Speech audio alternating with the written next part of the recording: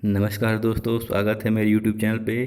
और आज हम प्राचीन इतिहास के समान ज्ञान के प्रश्नों को देखेंगे जो कि पूर्व की विभिन्न परीक्षाओं से संकलित हैं। और यह इस श्रृंखला का तीसरा भाग है, तो वीडियो को बिना स्किप किए हुए लास्ट तक देखिएगा, क्योंकि सारे प्रश्न जो हैं प्रीवियस ईयर्स हैं और आने वाली परीक्षाओं के लिए बहुत ही उपयोगी हैं। तो शुरू करते हैं पहले प्रश्न से।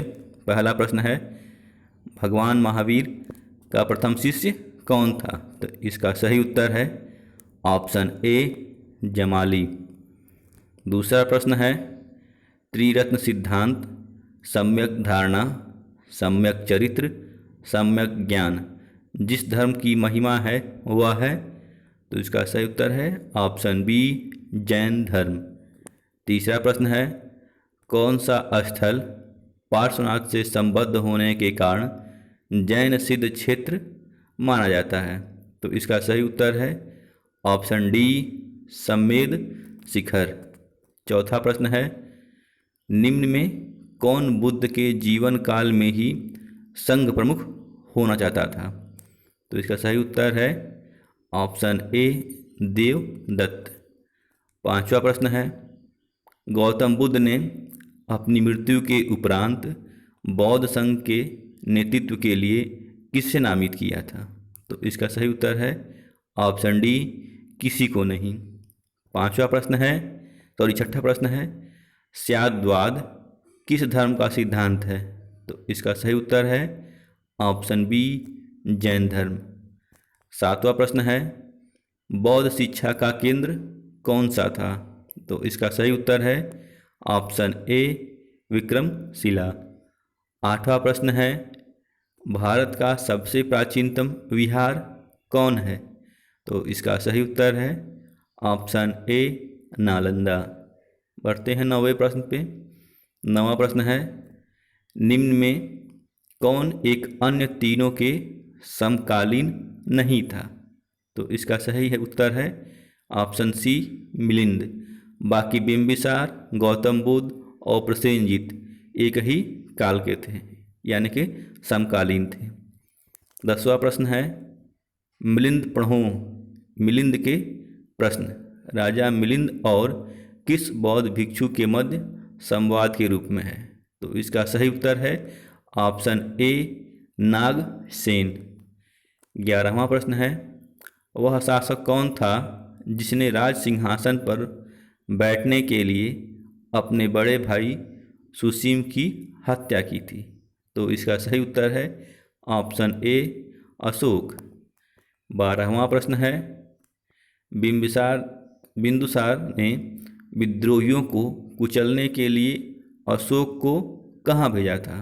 तो इसका सही उत्तर है ऑप्शन सी, तक्षशिला। 13वां प्रश्न है, निम्न में से प्राचीनतम राजवंश कौन सा है? तो इसका सही उत्तर है ऑप्शन ए, मौर्य। 14वां प्रश्न है, कौटिल्य जिन्हें चाणक्य भी कहते थे किसका प्रधानमंत्री था? तो इसका सही उत्तर है ऑप्शन सी, चंद्रगुप्त मौर्य।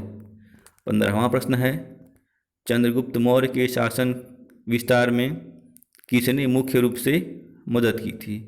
तो इसका सही उत्तर है ऑप्शन डी, चाणक्य।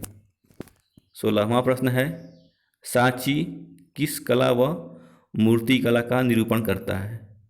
तो इसका सही उत्तर है ऑप्शन बी, बौद्ध। 17वां प्रश्न है, वह शासक जिसने अपने जीवन के अंतिम दिनों में जैन धर्म को अपनाया था? तो इसका सही उत्तर है ऑप्शन ए, चंद्रगुप्त मौर्य। 18वां प्रश्न है, मौर्य साम्राज्य की स्थापना किसने की? तो इसका सही उत्तर है ऑप्शन ए, चंद्रगुप्त मौर्य। 19वां प्रश्न है, मौर्य साम्राज्य में प्रचलित मुद्रा का नाम क्या था? तो इसका सही उत्तर है ऑप्शन ए, पर्ण। 20वां प्रश्न है, निम्न में से किस शहर में अशोक के शिलाभिलेख या शिलालेख नहीं हैं? तो इसका सही उत्तर है ऑप्शन डी, पाटलिपुत्र। 21वां प्रश्न है, मौर्य काल में शिक्षा का सर्वाधिक प्रसिद्ध केंद्र था। तो इसका सही उत्तर है ऑप्शन सी तक्षशिला। 22वां प्रश्न है मेगास्थनीज की पुस्तक का नाम क्या था? तो इसका सही उत्तर है ऑप्शन सी इंडिका। परीक्षा की दृष्टि से ये प्रश्न बहुत ही महत्वपूर्ण है और कई बार एग्जामों में पूछा जा चुका है। 23वां प्रश्न है जिसके ग्रंथ में चंद्रगुप्त मौर्य का विशिष्ट रूप से वर्णन हुआ है वह है? तो इसका सही उत्तर है ऑप्शन डी विशाख दत्त, जिन्होंने मुद्रा राक्षस नामक किताब लिखी थी। अगला 24वां प्रश्न है किस स्रोत से पाटलिपुत्र के प्रशासन का वर्णन मिलता है? तो इसका सही उत्तर है ऑप्शन बी इंडिका, और इंडिका को मेगास्थनीज ने लिखा था। 25वां प्रश्न है अशोक के शिलालेखों में प्रयुक्त भाषा कौन सी है? तो इसका सही उत्तर होगा ऑप्शन बी प्राकृत। 26वां प्रश्न है मेगास्थनीज ने भारतीय समाज को कितनी श्रेणियों में विभाजित किया? तो इसका सही उत्तर है ऑप्शन सी 7। 27वां प्रश्न है कौटिल्य के अर्थशास्त्र में किस पहलू पर प्रकाश डाला गया है? तो इसका सही उत्तर है ऑप्शन बी राजनीतिक जीवन। 28वां प्रश्न है वह भारतीय साम्राज्य किसके द्वारा स्थापित किया गया था? प्रथम भारतीय साम्राज्य किसके द्वारा स्थापित किया गया था? तो प्रथम भारतीय साम्राज्य चंद्रगुप्त मौर्य के द्वारा स्थापित किया गया था, यानी कि ऑप्शन सी सही है इसका। 29वां प्रश्न है उत्तरांचल में अशोक का एक शिलालेख स्थित है। तो इसका सही उत्तर है ऑप्शन ए देवप्रयाग में। 30वां प्रश्न है सांची का स्तूप किसने बनवाया था? तो इसका सही उत्तर है ऑप्शन ए अशोक ने। 31वां प्रश्न है अशोक के शिलालेखों को पढ़ने वाला प्रथम अंग्रेज कौन था? तो इसका सही उत्तर है ऑप्शन डी जेम्स प्रिंसेप। 32वां प्रश्न है प्रसिद्ध यूनानी राजदूत मेगास्थनीज किसके दरबार में आया था? तो इसका सही उत्तर है ऑप्शन सी चंद्रगुप्त मौर्य। 33वां प्रश्न है अशोक के अधिकांश अभिलेख किस भाषा व लिपि में हैं? तो उसका सही उत्तर होगा ऑप्शन ए भाषा हो जाएगी प्राकृत और लिपि हो जाएगी ब्राह्मी। 34वां प्रश्न है किस ग्रंथ में चंद्रगुप्त मौर्य के लिए वृषल यानी कि निम्न कुल का या नीच जाति का प्रयोग हुआ है? तो इसका सही उत्तर है ऑप्शन डी मुद्रा राक्षस, जो कि विशाख दत्त द्वारा लिखा गया है। 35वां प्रश्न है निम्न में से किस राज्यादेश में अशोक के व्यक्तिगत नाम अशोक का उल्लेख मिलता है? तो इसका सही उत्तर है ऑप्शन सी मास्की।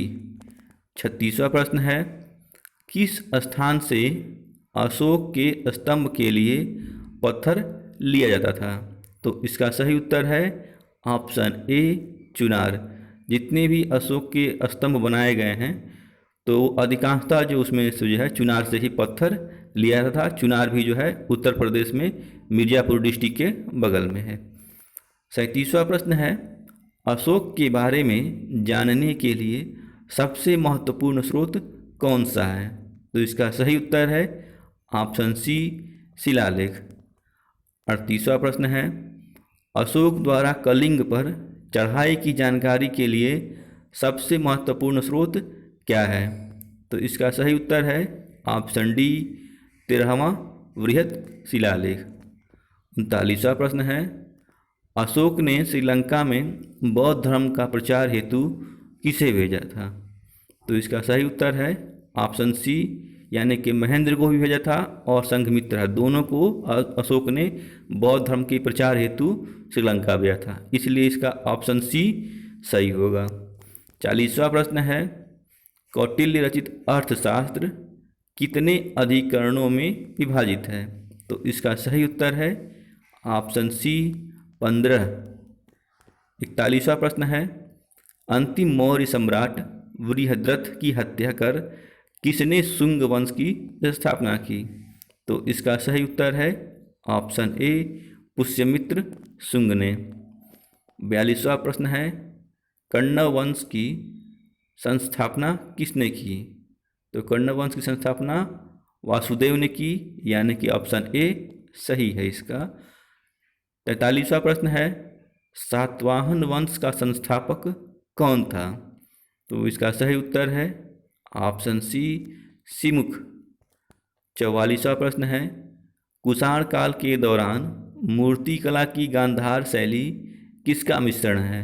तो इसका सही उत्तर है ऑप्शन बी भारत और ग्रीक यानी कि यूनानी शैली। 45वां प्रश्न है कनिष्क की राजधानी कहाँ थी?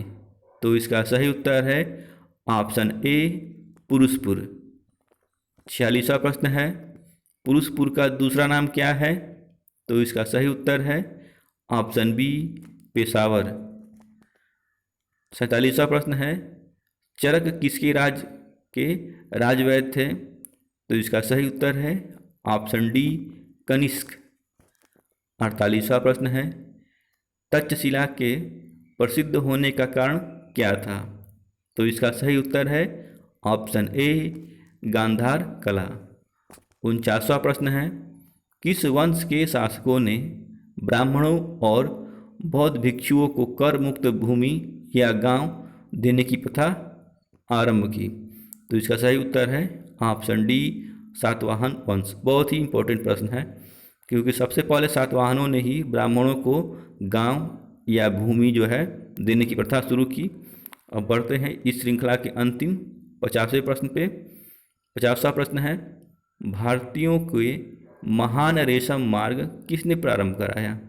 तो इसका सही उत्तर है ऑप्शन सी कनिष्क। तो आशा करता हूँ कि वीडियो काफ़ी आपको अच्छा लगा होगा।